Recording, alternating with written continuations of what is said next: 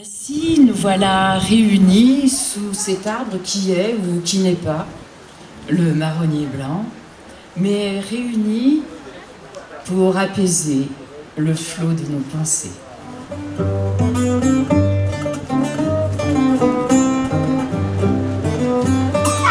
Il était une fois un roi. Et ce roi n'avait pas confiance dans les hommes qui l'entouraient. Et surtout, il était obsédé par l'idée de « qu'est-ce que le peuple pense de moi ?»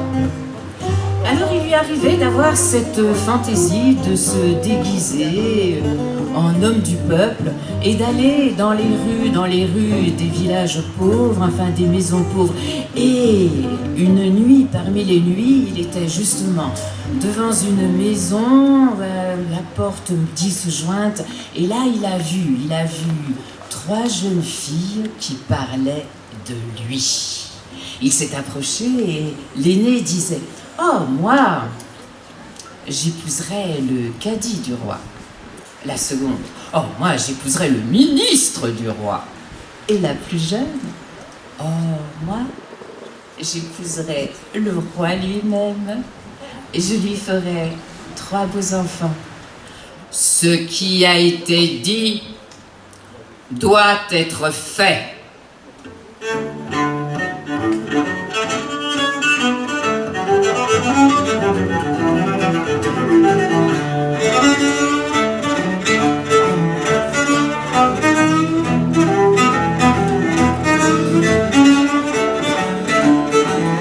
Et les 3 mariages furent célébrés. Mais lorsque la fête fut terminée, celle qui avait épousé le cadi est allée dans les appartements du cadi, celle qui avait épousé le ministre est allée dans les appartements du ministre, et la reine, elle est restée au palais.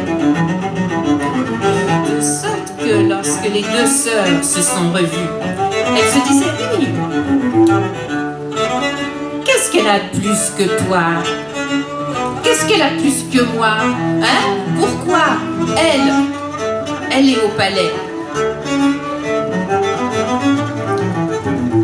Et pas nous !» Et au moment où la reine devait accoucher, il y avait quelque part une chatte qui mettait bas des chatons. Elles ont pris un chaton, elles l'ont déposé dans le berceau à côté de la reine. Elles ont attendu que l'enfant sorte. Elles l'ont pris et l'ont déposé dans une corbeille. Bébé tout nouveau-né, sur l'eau abandonnée, jolie gerbe de lys, tu deviendras mon fils. La petite corbeille, au fil de l'eau, a quitté la rivière pour rentrer sur le fleuve. Là, ça tanguait beaucoup, mais un peu avant d'arriver à l'estuaire, il y avait le pêcheur. Il est allé chez lui. « Ma femme, Allah est grand. Regarde, nous sommes déjà vieux et nous n'avons jamais eu d'enfant, mais Allah nous envoie ce joli petit garçon au croissant de lune sur le front. » La femme du cadi est retournée dans les appartements du cadi, la femme du ministre dans les appartements du ministre.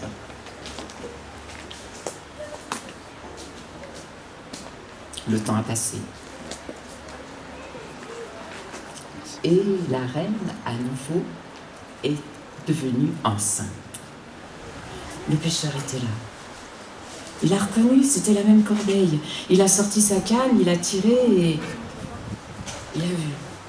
Il a couru à sa maison. Ma femme, Allah est grand. Nous n'avions pas d'enfants, nous sommes vieux à présent. Et nous voilà avec 3 enfants. Et regarde cette jolie petite fille. Elle pleure des perles.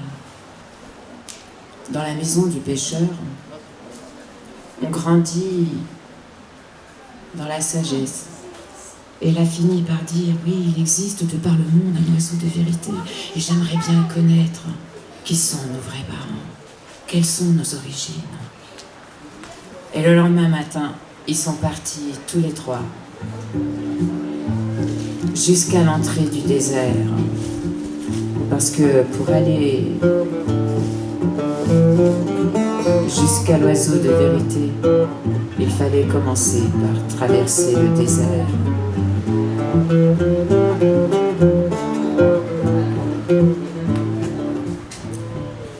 Et lorsqu'il est arrivé devant l'ermite, il lui a demandé s'il connaissait le chemin qui mène à l'oiseau de vérité. Ah, le chemin, c'est pas un problème. Non, le problème, c'est après. Tu vas te retrouver face à une colline de pierre noire. Tu vas descendre de cheval et tu vas commencer à monter. Et là, tu vas entendre des voix. Et ce sera plus fort que toi. Tu vas tourner la tête, tu vas te retourner et tu vas être transformé en pierre noire et ton cheval avec. Tu veux vraiment y aller ?